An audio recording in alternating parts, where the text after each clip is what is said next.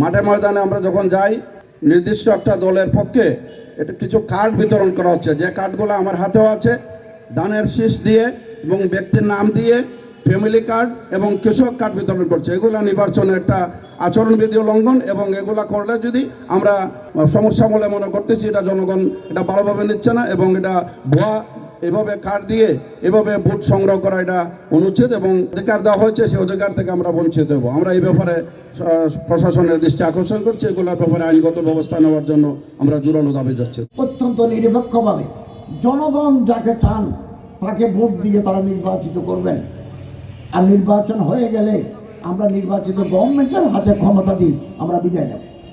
মাধ্যমে নির্বাচন কমিশনের দৃষ্টি আকর্ষণ করে আমরা এই অন্যায়, এই অভিযোগে আমরা প্রতিকার করে দেব।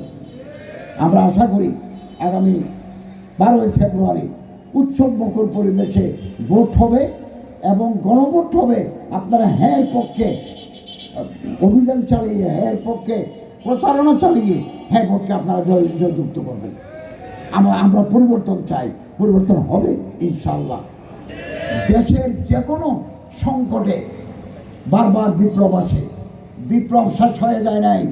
আগামী দিনে প্রয়োজন পড়লে আবারও জনগণ বিপ্লব করবে। আমি আপনাদেরকে অভিনন্দন জানাচ্ছি।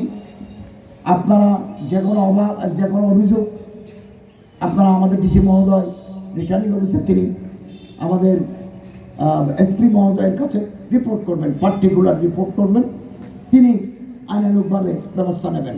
উপজেলা পর্যায়ে সহকারী রিটার্নিং অফিসার আছেন, ওনাকে করবেন। আপনি যদি মনে করেন